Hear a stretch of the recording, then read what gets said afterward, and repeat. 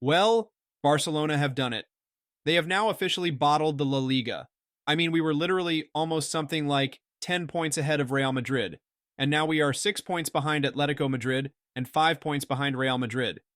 If both of them win their match in hand, I mean, what can I even say about this? I mean, we literally have gotten one win in last 7 league matches and this horrible from us, literally shit. And you know what makes this much worse is that we played better than Atletico Madrid. Fuck, we outplayed those guys just to bottle up in the end. This inconsistencies in our performances are really needed to be questioned. Because when we talk about Xavi, it was different problems because we used to play bad and we used to say, yep, we deserve that loss, man. But fuck me if we are losing after playing like this. It's atrocity, man. Barcelona are just disappointing at this moment. Because if you look at the entire match, we dominated Atletico Madrid like Atletico were rarely able to get out of their own half properly. Inigo Martinez was putting some crucial challenges, putting Julian Alvarez in the pressure, and Pau Cubarsi was also great. Rafinha was balling out like usual. He literally cooking Javi Galán. He was just playing so great, Gavi and Casado, bringing their energy and intensity on the pitch, hounding Atletico Madrid's players. Pedri. Pedri. Oh man. Oh my world. The entire team should just apologize to this guy because this was one of the best individuals performance a guy can give. And I watched a literal masterpiece at its work. What the fuck was Pedri on about? Did he watch shit loads of Iniesta and Xavi edits to plays like this or what? But his performances this season are putting him above every other midfielders. But again, what's the worth of such performances? I mean, having created 4 chances, 12 passes into final thirds, 8 accurate long balls, 13 recoveries, and so on. Just a missed and crucial goal which could have ended the game.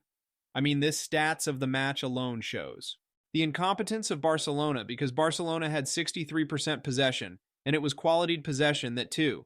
Then 2.54 expected goals, 19 shots, 7 shots on target, 7 bug chance created, and fucking 6 bug chances missed. I mean, what the fuck? We don't even have single bits of decisiveness in the final thirds. Robert Lewandowski isn't looking the same guy anymore. He making bad decisions, taking constant poor touches. His Desion making in final thirds is awful. Plus his overall speed is deteriorating. I mean, that's the issue. He started great, but he isn't able to end well. This match, he was just a liability for us, missing so many crucial chances. Tappins Lyle this why I always and will want a new striker, no doubt. What Robert Lewandowski has done is impeccable, but we need more. We need more brutality and clinicalness. We can't have a guy who plays few months good and goes in hibernation. We need consistency. We need a proper number 9 next season because it's clearly not working with Robert Lewandowski, and it's his fault alone. I mean Rafinha, even though played great, but he missed so many chances himself. Hit the crossbar and all, it's just all over again. We need a wingers, we need them. Because Rafinha, when playing on right wing, was playing more as creative winger, and he wasn't making that much runs in behind. He was more on the ball and trying to create something which was working. But what we need is Rafinha on that left-hand side, because on that side, his constant runs in behind, playing like 10 makes more threatening as he becomes an outlying outlet. Then Danny Olmo, I mean, how did this guy went from being a glue of your attack to absolute shit? I mean, he constantly taking heavy PR over doing even the simplest things. It's clearly like his form has been horrible. He has to improve because Gavi, even though was taken due, the need of time management on him because we don't want to overplay him. Gavi played so great. And if Olmo continues form like this, it's hard for him to crack in. The worst thing being, even after playing so great, I have to criticize someone. Because rather than saying Hansi Flick out and bring new manager and all, let's trust the guy. But Flick has to give answers. Because if you watch the MAC, then you would notice how intense we were against Atletico Madrid. Being aggressive, relentless, going after them like they stolen our pennies because we are broke. But still you saw it. But again, Las Palmas or any other lower table, we didn't even have the half of intensity. And I have said and believed time after time this system is not sustainable. We can't perform same on this level in every game. We need to be more consistent. And that's all I ask. That's all just being consistent because Hansi Flick can tell you how to play. He can tell how to do everything if the tactics fail or he makes bad judgment or substitution. It's Flick's fault.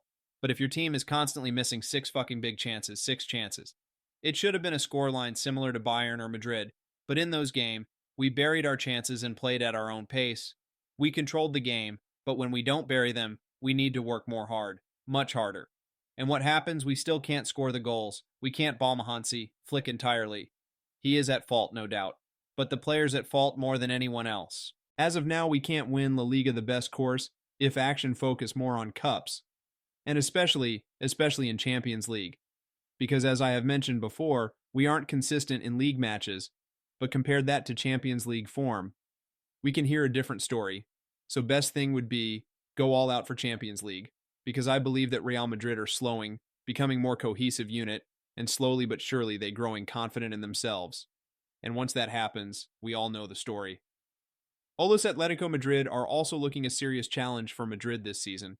I mean, we are still in contentions if league, but our performances in league are well beyond comparable. They are just inconsistencies at its peak. So let's just regroup as a team, take the goddamn onus upon us, especially players, and find a way, because I believe like everyone is to be blamed for this match, not alone Lewandowski, but everyone, it's our fault alone that we are incomprehensible to not even finish our chances. And I just one thing, no, two things, just improve their finishing, no matter what, and be more consistent, because we can't play like we are the best teams in the world, and the next game play like a mid-table team. So both players and manager have their work cut out for them. But let's shift our attention to Atletico Madrid. What brilliant game it was from them. Pure Cholo Simeone ball, like they knew Barcelona would come hard, and they were prepared with their own condom or protection, with double layers of that. First, their incredible defense, who were just pulling last-minute challenges, tackles, and somehow surviving, and Jan Oblak, like, this guy is outstanding. He literally saved Atletico Madrid ass all by himself. What a keeper, man. Incredible game from him. Atletico Madrid were prepared for Barcelona. They set up in 4-4-2, and just being compact in central channels, even though their number sixes, like DePaul and all, were clearly innate, marking properly to Gavi and Pedri, allowing them to run the game. But it favored them, because they were rigid in defense and waiting for their chance. And once DePaul scored the goal, they knew now Barcelona would push hard, would push more for goals, leaving behind space, and Rafinha pass intercepted, and we ended up conceding in last minutes of the game with Sorloth scoring the goal. Great game from Atletico Madrid, pure masterclass from Diego Simeone, understanding and adapting perfectly to the game. I mean, 2 chances created, but chances buried. Clinicalness. Just look at their clinicalness at the end of the day. No one gives a fuck how you play or what skills or how much you dominated or had possession. Everyone cares for one thing: who won in the end.